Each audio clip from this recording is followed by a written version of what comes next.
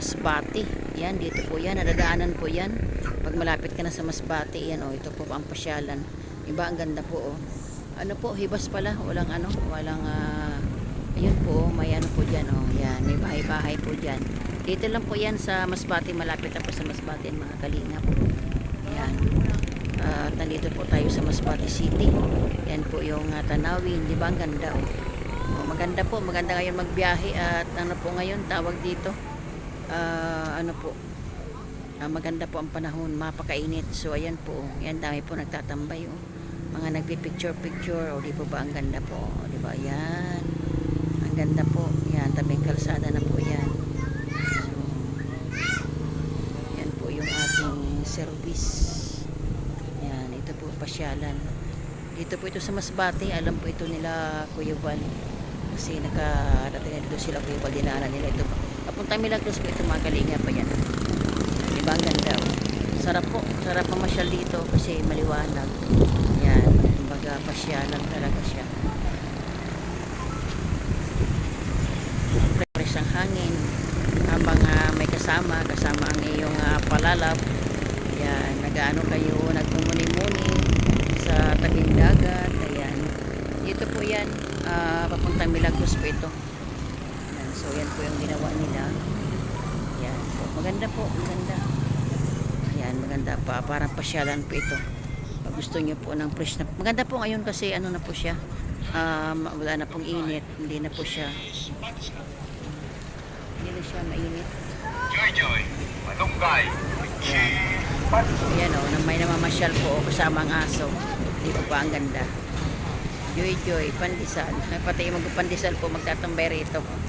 Siguro po nakabinta na yung magpapandesal, nagtambay na sila rito. Yan, ang ganda. Yan, sa mga kalinga partners dyan, pasya lamang kayo po ng Masbate. Yan, ang Masbate po ay napaka ano po, tahimik. Ayan, mga nagkasilaw, di ba? Ang ganda. Yan po. Tabing dagat po. Hibas pala po, hibas, mga kalingap. Walang ano, maliit ang dagat. Joy, Malunggay, Pandesal. Ayun po yung pier. Ayun.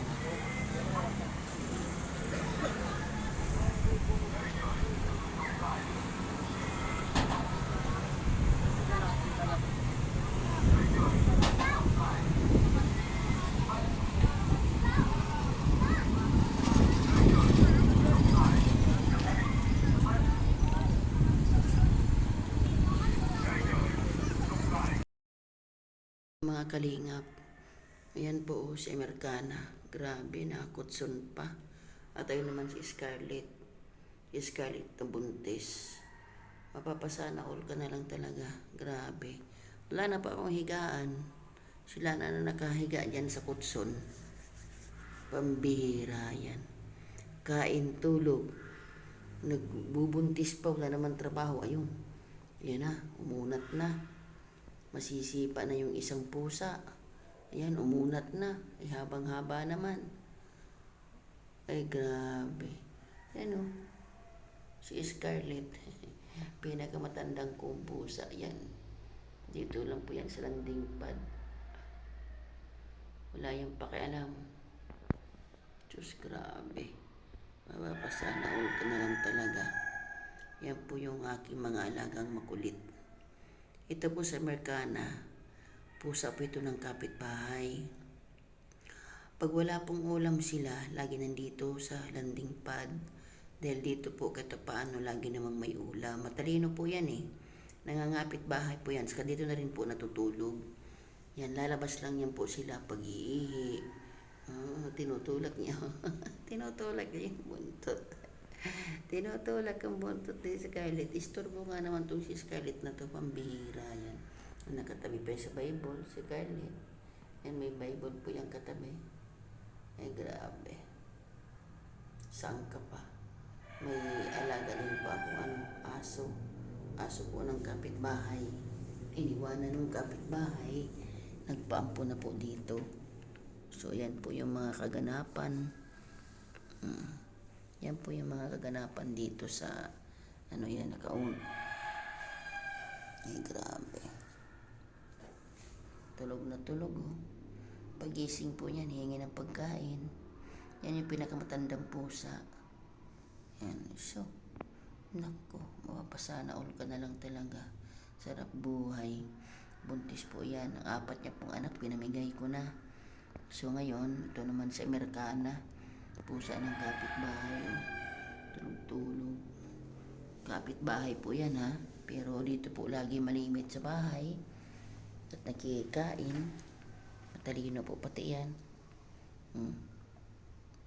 Wow, sana all. Ako nasa baba, sila nasa papag. Sarap ng buhay nyo, ha. Para kay mga pensyonado ng Davao, ah.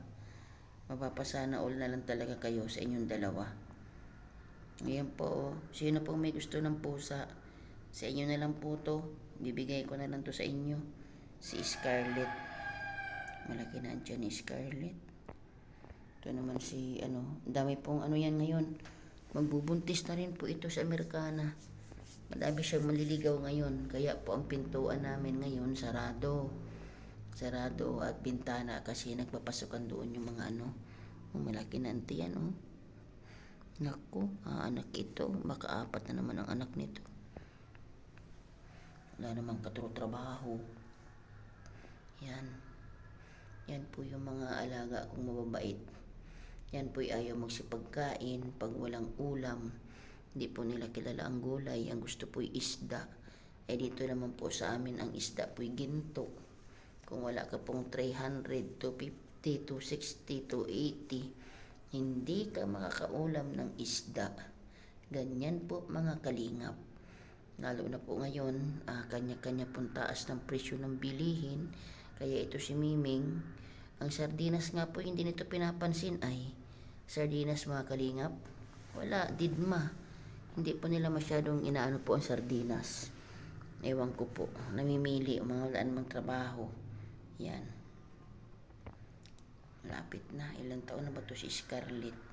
Siguro po ito yung mga 7 years old na ito. 7 na po ito yata sa akin.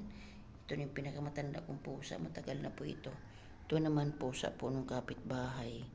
Dito na rin po natira sa akin. At pag wala nga po silang ulam, ay dito lulusot po yan sa bintana mga kalingap. Alam niya po, pagising ko po sa umaga, ngingiyaw-ngiyaw na po yan. Pag nagpe-prepare po ako sa pag-live. So yan po mga kalingap, mga karels, yan po yung kaganapan dito. Akin lang pong inaano at yan po yung kaganapan baga. Yan, ang aking 2 alagang makukulit. Bye-bye po.